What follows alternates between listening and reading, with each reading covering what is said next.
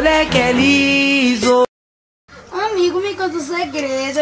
Ó, cara, eu gosto da Carla, tu não vai dizer pra ninguém. Tá.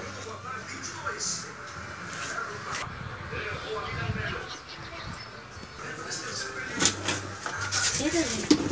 Eu ia ficar rindo. Aí, bicho, que foi? Oxe, que foi, gente? Vocês estão... Menino, você tá me escondendo alguma coisa, né? Jura mesmo. Sem querer, eu disse pra ele. Mas pra ninguém, foi? Foi. Você disse pra todo mundo. Não, eu disse pra ele. Foi, velho. Só disse pra você, gente? Foi, eu não vou dizer a ninguém. Eu disse pra todo mundo. Errei. A senhora não vai gostar de mim. Gente, eu tô sabendo Gente, eu tô sabendo que Cauã gosta da clarinete.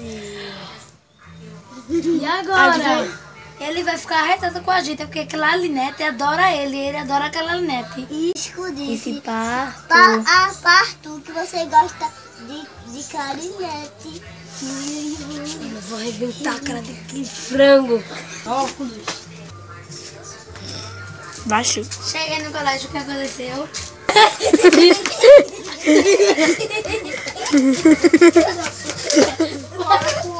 Tu disse segredo pra todo mundo. Tu disse pra menina. Amiga dela. Oi, gente. Será que eu... Que ele gosta de clarinete? Piado. Vai, começa. Cauã, Cico mandou eu dizer. Cico mandou eu contar pra todo mundo no jornal. E por que tu vai contar? Eu não contei, ele entrou no meu site e hackeou! Pergunta a Júnior, não, Júnior? Foi sim. Então vem cá. Não, deixa o bichinho. E você também não tá na minha vista. Eu não. Seu filho da... Você... Eita porra. Aqui eu sei.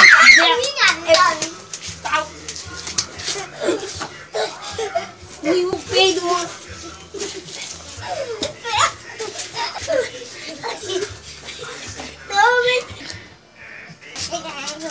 Você está fora do jornal. Estou para você que... Essa clarinete.